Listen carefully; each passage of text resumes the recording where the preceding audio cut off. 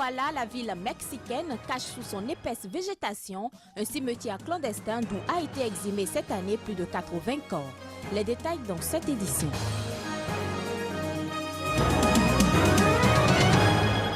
Depuis 6 mois, le monde est sans nouvelles des lycéennes enlevées dans le nord du Nigeria. Une marche souvenir des femmes jusqu'à la résidence du président nigérien à Abuja a été stoppée ce mardi par les forces de l'ordre. Aucune décision définitive n'a encore été prise au Maroc en cas de refus de report de la CAN 2015, a assuré ce mardi le ministre des Sports Mohamed Ouzine, tout en rappelant les raisons à l'origine de cette demande. Pour cette édition, Madame, Monsieur, bonsoir. La montagne qui entoure Iguala, la ville mexicaine où ont disparu 43 étudiants, cache sous leurs épaisses végétations un immense cimetière clandestin d'où plus de 80 corps ont été exhumés cette année. Cela est dû à des violences imputées aux autorités mexicaines et aux cartels locaux qui y font régner la terreur. Reportage. Les montagnes d'Iguala au sud de Mexico. C'est ici que 43 étudiants ont disparu, provoquant un scandale national qui ébranle le pays jusqu'au plus haut niveau de l'État. 28 corps ont été récemment découverts dans des fosses communes sans que l'on sache encore s'ils appartiennent aux étudiants. Des pentes escarpées et difficiles d'accès qui, selon les habitants, se seraient transformées en véritables charniers du crime organisé. Des fosses sont trouvées fréquemment, ou même sans fosse, des cadavres à ciel ouvert, jetés dans la montagne, dans les rivières. C'est alarmant ce qui se produit. Car depuis le début de l'année, ce sont au total 80 corps dans des fosses qui ont été exhumés à Iguala et ses alentours, selon la police de l'État de Guerrero. Une violence extrême attribuée au cartel local, les Guerreros Unidos, dont le maire de la ville en fuite ferait partie. Une violence dont était directement victime Jorge Popoca, dirigeant d'un syndicat de commerçants. 3 de ses collègues ont été assassinés et sa femme et ses 2 enfants de 1 et 4 ans sont disparus depuis la fin août. La sécurité est censée être entre les mains de la police municipale d'Iguala et regarde ce qui est en train de se passer, regarde ce qui s'est passé. Qu'est-ce qui va arriver par la suite? Maintenant, on se demande, qu'est-ce qui va se passer après? Depuis la disparition des étudiants, 26 policiers municipaux accusés de lien avec les Guerreros Unidos ont été arrêtés. Épreuve du climat de terreur qui règne sur la ville, une banderole a été posée samedi par ce cartel, menaçant de tuer des innocents s'ils n'étaient pas libérés. Une affaire qui met en lumière l'infiltration profonde des cartels de la drogue dans l'état de Guerrero, au point que le gouvernement a été contraint d'envoyer la police fédérale et l'armée prendre le contrôle de la ville, sans que les habitants ne soient vraiment rassurés. Avant, nous nous arrêtions de travailler vers 21h30. Et maintenant, tous les chauffeurs arrêtent vers 19h30. Nous arrêtons pour éviter une fusillade ou que la police arrive, parce que ça nous fait peur. Nous ne savons pas s'ils sont bons ou mauvais. Guerrero reste sous haute tension, alors que les manifestations se multiplient à travers l'État et que des groupes de milices civiles sont venus par centaines appuyer la recherche des étudiants. L'identification des 28 corps retrouvés dans les fosses communes est attendue dans les prochains jours. Une bombe à retardement potentiel s'il se révélait être les étudiants d'Ayotzinapa. Une information en bref à présent, une mutinerie est toujours en cours dans une prison du Paraná au sud du Brésil. Des détenus ont pris en otage 12 surveillants et un nombre indéterminé de prisonniers. Des représentants de la gendarmerie et un juge ont commandé à négocier lundi soir avec les mutins qui réclament de meilleures conditions de détention et le transfert dans une autre prison des détenus condamnés pour crimes sexuels. La mutinerie a débuté lundi matin dans le pénitencier de Guarapuava, dans le centre de l'État. Il s'agit de la 5e rébellion en plus d'un mois dans les prisons du Paraná et la 21 depuis décembre 2013. Au Nigeria, à présent, les forces de sécurité nigérianes ont stoppé une centaine de manifestants qui avaient prévu de marcher ce mardi jusqu'à la résidence du président nigérian Goodluck Jonathan à Abuja. C'est dans le cadre de l'anniversaire des 6 mois de l'enlèvement de plus de 200 lycéennes, toujours portées disparues au nord du pays. Reportage. Les membres du mouvement Bring Back Our Girls n'en démordent pas. Pour marquer les 6 mois de l'enlèvement des lycéennes par le groupe Boko Haram, ils choisissent de marcher jusqu'à la résidence du président Goodluck Jonathan à Abuja. Face à eux, un mur de policiers vêtus de tenues anti-émeutes déployés pour empêcher le mouvement. En tant que citoyens, nous sommes venus demander à notre président où sont nos sœurs. Donc pour nous, c'est ce qui nous a amenés ici. Mais nous avons fait face à des policiers armés même si nous n'avons rien. Comme vous pouvez le voir, c'est tout ce que nous avons, des banderoles, des pancartes, etc. Ce que nous faisons, c'est notre droit constitutionnel. En nous bloquant avec des soldats et des policiers, cela montre que notre démocratie a encore un long chemin à faire. Mais en tant que citoyens du Nigeria, nous sommes ici pour défendre notre démocratie. Et nous voulons que les 219 filles de Chibok rentrent à la maison après 6 bons mois. Les manifestants accusent par ailleurs l'armée nigériane de ne rien faire pour retrouver les filles enlevées.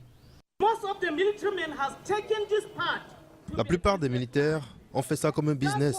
Et c'est pour ça qu'ils ne veulent pas nous rendre nos filles. Si l'armée était vraiment sérieuse et voulait nous rendre nos filles, elle l'aurait fait depuis longtemps. Au total, 276 adolescentes âgées de 12 à 17 ans ont été kidnappées dans leur dortoir par des hommes armés et emmenées à bord de camions dans l'épaisse forêt de Sambisa, l'un des QG de Boko Haram, non loin de la frontière du Cameroun. Plusieurs dizaines d'entre elles ont réussi à échapper à leurs ravisseurs dans les heures et jours qui ont suivi. 229 filles restent cependant introuvables à ce jour. Toujours au Nigeria et dans tout un autre registre, 9 fillettes sont mortes et 3 sont portées disparues après le naufrage d'un bateau dans une rivière du nord du Nigeria, ont annoncé mercredi les secours nigériens. Nous avons retrouvé le corps de 9 jeunes filles et nous sommes toujours à la recherche des 3 autres passagères, a déclaré Ousmane Ado du service d'urgence de l'État de Kano où l'accident s'est produit. Toujours selon ce dernier, le bateau qui transportait les filles âgées de 8 à 14 ans d'une rive à l'autre de la rivière lundi, jour de marché, s'est renversé suite à un orage. Le capitaine a pu nager et se mettre à l'abri, mais il n'a pu sauver aucune des fillettes. Les accidents de bateaux sont fréquents au Nigeria où les embarcations souvent vétustes sont mal entretenues et trop chargées. Quelques informations en bref à présent. En Centrafrique, au moins 4 personnes ont été tuées et de plusieurs blessés dans des heurts qui ont éclaté dans la nuit de mardi à mercredi à Bangui entre des miliciens anti-Balaka et des habitants, a indiqué une source au sein de la force onusienne MINUSCA. Ces nouveaux affrontements ont fait fuir des milliers de personnes vers la paroisse Saint-Paul et à l'archevêché ainsi que dans les alentours de la résidence de l'ambassadeur de France. Pour l'instant, on dénombre aussi 28 maisons incendiées. Des pillages avaient déjà été signalés ce week-end dans le 7e arrondissement de la capitale, d'ordinaire plutôt calme, où se trouve le quartier Douango, mais aussi la résidence de la présidente de transition Catherine Samba Panza. Pendant ce temps, la présidente centrafricaine dénonce une tentative de déstabilisation dans la flambée de violence qui a fait une quinzaine de morts en 10 jours à Bangui. Des mensonges savamment distillés sont accompagnés de l'âge distribution nocturne de billets de banque à ceux qui érigent des barricades dans les rues de Bangui pour dissuader la population de circuler, paralyser le pays et ainsi le déstabiliser. Les autorités de transition ont accusé la présidente dans un communiqué de sa porte-parole Antoinette Montaigne. Direction le Mozambique où près de 11 millions d'électeurs ont commencé à voter ce mercredi. Élire leur président et leurs députés pour les 5 prochaines années, c'est la mission à laquelle ils sont appelés ce jour. Il s'agit d'un scrutin aux enjeux importants pour la stabilité de ce pays, en passe de devenir un important producteur de gaz. Le Frélimo, parti au pouvoir depuis l'indépendance en 1975, est donné favori malgré une soif croissante de changement qui s'est manifestée durant les meetings de l'opposition. Pour l'heure, la deuxième force politique du pays est la Renamo, dont le chef historique Afonso Dhlakama se présente pour la 5e fois à la présidentielle après 4 échecs. Dhlakama, qui se présente comme le porte-voix des pauvres, a fait mouche auprès des jeunes, séduits par son discours anti-Frélimo. Précisons que le Mozambique, riche de son charbon, de son gigantesque réserve de gaz, est aussi l'un des pays les plus pauvres du monde. Le scrutin intervient intervient en effet après 2 années d'une escalade des tensions entre le parti État et l'opposition de plus en plus marginalisée et dont le chef avait requis le maquis fin 2012. L'ex-chef d'État malgache Marc Ravalomanana, arrêté après son retour d'exil et ses attaques visant l'actuel président, est confiné à Diego Suarez dans le nord du pays où sa famille est partie mercredi lui rendre visite, a indiqué une ancienne ministre membre de sa mouvance. 48 heures après l'arrestation musclée de M. Ravalomanana, le gouvernement n'a pas révélé publiquement l'endroit où il a été placé aux arrêts. Dans son communiqué aux médias, le chef de gouvernement a seulement précisé mercredi que M. Ravalomanana se trouve dans un endroit digne de son rang. Il est en bonne santé et un médecin l'accompagne, a-t-il ajouté. Il a également justifié l'éloignement de Marc Ravalomanana, intercepté de force à son domicile lundi et amené par des gendarmes d'élite cagoulés, disant avoir reçu des informations fiables indiquant l'existence d'une tentative de porter atteinte à sa vie et à l'ordre public. L'absence de toute information officielle sur le sort de l'ancien président avait laissé place aux spéculations. Au Maroc, le ministre des Sports, Mohamed Ouzine, a assuré ce mardi qu'aucune décision définitive n'avait encore été prise par son pays en cas de refus de sa demande de report de la CAN 2015. Il a toutefois réaffirmé les vives préoccupations du Royaume à l'origine de cette demande, estimant qu'il s'agissait d'une responsabilité historique face à la propagation du virus Ebola. Les images. Mohamed Ouzine a surtout mentionné que la décision que prendra son pays sera d'une responsabilité historique. À presque 3 mois du match d'ouverture à Marrakech, prévu le 17 janvier prochain, le Maroc a demandé le vendredi dernier le report de la plus importante compétition continentale face à la propagation de l'épidémie d'Ebola qui a fait plus de 4000 morts. La Confédération africaine a toutefois affirmé le lendemain maintenir les dates et annoncer les réunions début novembre. Le ministre marocain a laissé entendre que cette réunion pourrait avoir lieu avant les 2 et 3 novembre, date jusque-là avancée par la CAF. Nous n'avons pas de visibilité quant au développement de ce virus. Vous voyez, alors nous avons convenu de nous réunir autour d'une table, que ce soit en Namibie ou à Yaoundé, justement pour discuter ensemble des options techniques de cette demande de report. La principale interrogation de l'heure est de savoir si la décision du Royaume de ne pas organiser la CAN en janvier était irrévocable. C'est une décision qui ne dépend pas de nous, si c'est le cas, ce serait une décision souveraine de la CAF. Le problème qui se pose, ce n'est pas au niveau des clubs, c'est beaucoup plus au niveau des supporters. Parce que demain, on verra des supporters qui vont se déplacer pour justement encourager, pour être avec leurs équipes respectives. Et là, on parle d'un nombre qui est très important, c'est dire aller vers les 100 000, 200, 300 000, c'est non plus. Et là, je crois qu'on n'est pas outillé, et je vois mal le pays qui est outillé aujourd'hui pour pouvoir assurer le suivi, la sécurité et le contrôle d'un nombre aussi important que ça. La CAN 2015, la seconde à être organisée par le Maroc, doit se dérouler du 17 janvier au 8 février à Tanger, Rabat, Marrakech et Agadir, en présence de 16 nations. La phase de qualification est en cours et le Royaume accueille des rencontres délocalisées de la Guinée, un des 3 principaux pays touchés par le virus Ebola. Le tirage au sort de la phase finale est prévu pour le 26 novembre prochain à Rabat. Place à la revue de presse africaine, à vous proposer par la rédaction de SICA. Il s'agit de toute l'actualité sur le continent africain vue à travers les journaux et les sites internet. Près de 11 millions d'électeurs mozambicains aux urnes mercredi pour élire et le président et le député pour les 5 prochaines années. Ils sont 3 potentiels candidats en lice, rappelle le point dans sa parution du jour. Niussi du Frélimo, de la Kama, de la Renamo et Simango du MDN.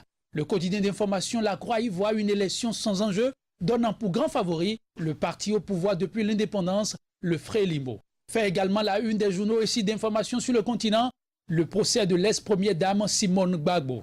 Simone Gbagbo a rendez-vous avec les Ivoiriens, annonce le Nouveau Courrier. Ce procès très attendu que connaîtra la cour d'assises d'Abidjan s'ouvre le 22 octobre, précise Abidjanet.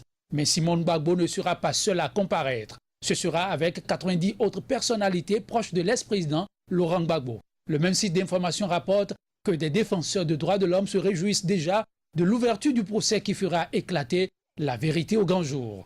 Autre sujet à défrayer la chronique selon Bujumbura News au Burundi, la découverte macabre des cadavres retrouvés dans les eaux du lac Rweru. Le mystère autour des cadavres serait en passe d'être élucidé. Premier élément, note Africa Time, le procureur général de la République du Burundi, au cours d'un point de presse, a assuré détenir la preuve que les corps provenaient du Rwanda voisin. Mystère, confusion, il demeure pour l'heure tout entier autour de ce que la Nouvelle Tribune au Bénin qualifie de mardi noir pour la police. Un braquage meurtrier aurait fait 3 policiers tués dans leur rang. Le butin visé, une importante somme d'argent, aurait aussi été emportée. Les malfrats toujours en cavale. Le quotidien Fraternité lui parle d'un policier tué, 3 autres blessés par balle. En Algérie, les policiers sont aussi sur la sellette. Le quotidien Liberté constate qu'il s'agit de faits inédits sous le ciel d'Algérie. La grève de la matraque. Des policiers dans les rues pour protester contre leurs conditions de vie et de travail. C'est une première. À la faveur du retrait de la police, mentionne l'économiste, de nouveaux affrontements ont repris dans diverses localités. À Gouadia, des entreprises ont été incendiées et 2 personnes tuées. En Centrafrique, entre affrontements et polémiques, le Premier ministre doit toujours des explications au CNT sur l'utilisation des dons angolais. Après la fuite en avant du gouvernement, écrit Presse Afrique, Mahmad Kamoun doit plancher ce jour devant les membres du CNT. Bouclons la revue du jour avec Sudinfo qui nous annonce la suspension de la grève des personnels de santé au Libéria. Une décision intervenue pour des raisons humanitaires, croit savoir le site d'information qui rapporte les propos du secrétaire général du syndicat des travailleurs de santé. Les revendications, elles, restent toujours d'actualité. Ainsi se referme cette page consacrée à la revue du mercredi. Merci de l'avoir suivi. Ce sera tout pour cette édition que j'ai eu le plaisir de vous présenter. Merci de nous avoir suivis et merci pour votre fidélité.